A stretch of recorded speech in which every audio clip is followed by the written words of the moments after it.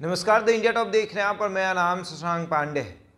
VIP supremo Mukesh Sahni की फजीहत शुरू हो गई है। जहां एक तरफ मुकेश सहनी बोचहा में हार के बाद भी पार्टी मना रहे थे और ये कह रहे थे कि लगभग 30,000 वोट हमें मिला है। 29,279 वोट उन्हें मिला था। इस बात को लेकर मुकेश सहनी खुशी मना रहे थे, होली मना रहे थे और सभी को लड्डू खिला रहे थे, ये कहकर कि हमारे समाज के लोगों ने मुझे नेता मान लिया है। सहनी समाज के लोगों ने अब मुझे नेता मान लिया और इस बात की मुझे खुशी है।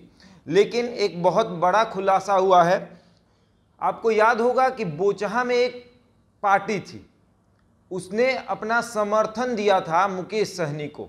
पार्टी का नाम था राष्ट्रीय जन परिवार पार्टी।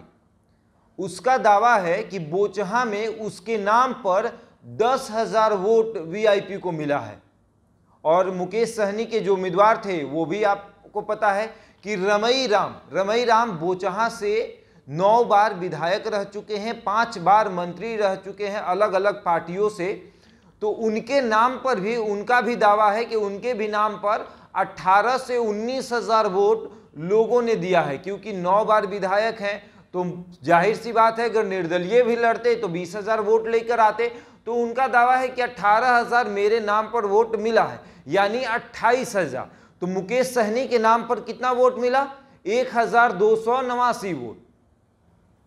अब मुकेश सहनी ये बात का जो दावा करते हैं कि भाजपा का वोट उन्होंने काटा, तो मुकेश सहनी ने भाजपा का कितना वोट काटा? 1,289, 80 मान के चलिए, 1,280 वोट।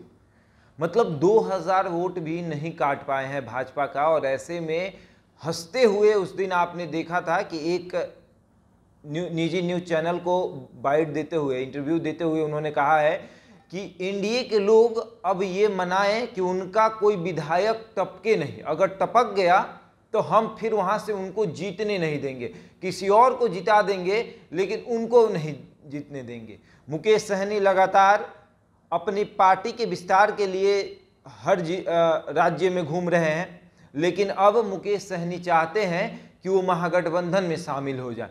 वो इस बात को दिखाकर कि बोचहा में उन्हें मतदान मिला है, लोगों का प्यार मिला है। लेकिन पोल तो आज खुल गया।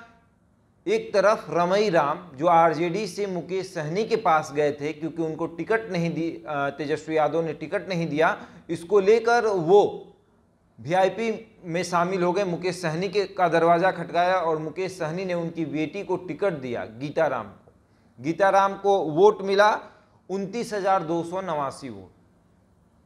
और अब मुकेश सहनी को लगातार झटका मिल रहा है। पहले विधायक चले गए, उसके बाद पार्टी टूट गई, जो कैंडिडेट था वो चला गया, पार्टी के कितने नेता भाजपा में शामिल हो गए, उम्मीदवार आरजेडी से जाकर चुनाव लड़के जीत गया, अमर पासवान जीत चुके हैं, विधायक हैं बोचहा के अब। और अब लगातार मुकेश सहनी को झटका पर झटका लग रहा है। कल लालू यादव से मिलने गए थे मुकेश सहनी और लालू यादव के सबसे करीबी जो नेता हैं भोला यादव, उन्होंने कहा था कि अगर बिना किसी शर्त के मुकेश सहनी राजद में आते हैं, यानी महागठबंधन में शामिल होते हैं, तो उनके लिए दरवाज़ा खुला है। लेकिन अब मुकेश सहनी को बड़ा झटका लगा है। अगर ये बात राजद को पता चलेगी तो क्या मुकेश सहनी को महागठबंधन में एंट्री होगी?